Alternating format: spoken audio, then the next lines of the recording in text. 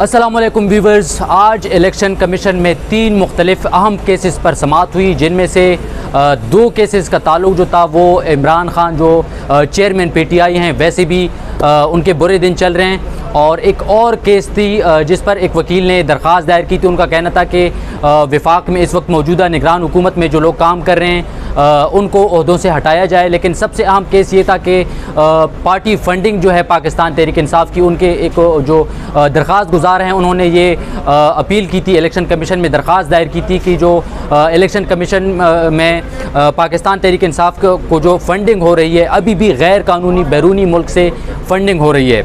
तो election commission ने उनसे पूछा, चीफ इलेक्शन कमिश्नर ने उनसे पूछा कि आपके पास कोई ऐसे सबूत, कोई ऐसे दलाइल मौजूद हैं जिनकी बिना पर हम कोई ऐसा फ़ैसला दे सकें या इस केस को मज़ीद जारी रख सकें। तो उन्होंने कहा कि मेरे पास तो ऐसे सबूत नहीं है, लेकिन पहले केस में इलेक्शन कमीशन ने एक कमेटी कायम की थी और इस केस की निगरानी कर रही थी और इंक्वायरी कर रही थी। तो चीफ इलेक्शन कमिश्नर ने कहा कि आपकी ख्वाहिशात पर तो इलेक्शन कमीशन जो है वो कोई इंक्वायरी नहीं कर सकती। उन्होंने कहा फिर मेरे पास तो फ़िलहाल सबूत नहीं है, लेकिन आप ऐसा करें कि मुझे थोड़ा सा टाइम दे ताकि मैं शवाहिद जो है वो इकट्ठे कर सकूं और उसके बाद ही कोई मौक़िफ़ जो है वो इलेक्शन कमीशन के सामने रख सकूं। तो उस पर इलेक्शन कमीशन के जो मेंबरान हैं उन्होंने उनसे दोबारा पूछा कि अगर आपके पास कोई सबूत ही नहीं थे तो आपने किस बिना पर इलेक्शन कमीशन में दरख्वास्त दायर की। उन्होंने कहा कि मेरी इल्तिजा है कि आप मुझे थोड़ा सा टाइम दें ताकि मैं ये सबूत जो हैं वो इकट्ठे कर सकूं। उसके बाद इलेक्शन कमीशन ने उनको 3 हफ्ते का टाइम जो है वो मोहलत जो है वो दे दी है और उन्होंने कहा कि आप सबूत इकट्ठे करें और उसके बाद ही इलेक्शन कमीशन आएँ ताकि इलेक्शन कमीशन इस पर आगे कोई बात कर सके। दूसरा मामला ये था कि इलेक्शन कमीशन में एक दरख्वास्त गुजार है। उन्होंने कहा कि चेयरमैन PTI इमरान खान जो हैं उनको पार्टी चेयरमैनशिप से हटाया जाए।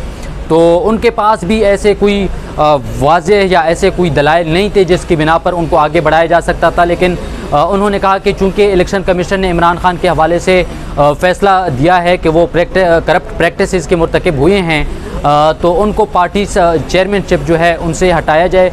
उस पर इलेक्शन कमीशन ने उन्होंने नवाज़ शरीफ की बात की तो इलेक्शन कमीशन ने उनसे पूछा कि इमरान खान का जो केस है और नवाज़ शरीफ का जो केस है ये 2 अलग अलग केसेस हैं और आपने दरख्वास्त दायर की है, तो इनमें फ़र्क क्या है। उस वकील ने मौक़िफ़ अपनाया कि नवाज़ शरीफ की नाअहली जो थी वो सुप्रीम कोर्ट की जानिब से की गई थी और उसके बाद दूसरे कोर्ट जो हैं वो भी उसमें केसेस जो है वो चलते रहे। लेकिन इमरान खान का जो केस है वो इलेक्शन कमीशन ने उनको नाअहल किया और फिर जो ट्रायल कोर्ट है वहाँ पे उनका मामला चला गया, तो वो केस जो है उस पर भी बात हुई। और तीसरा जो अहम केस था वो ये था कि एक दरख्वास्त गुजार थे, उनका ये मौक़िफ़ था कि इस वक्त निगरान हुकूमत में जो आला ओहदेदार हैं जिनमें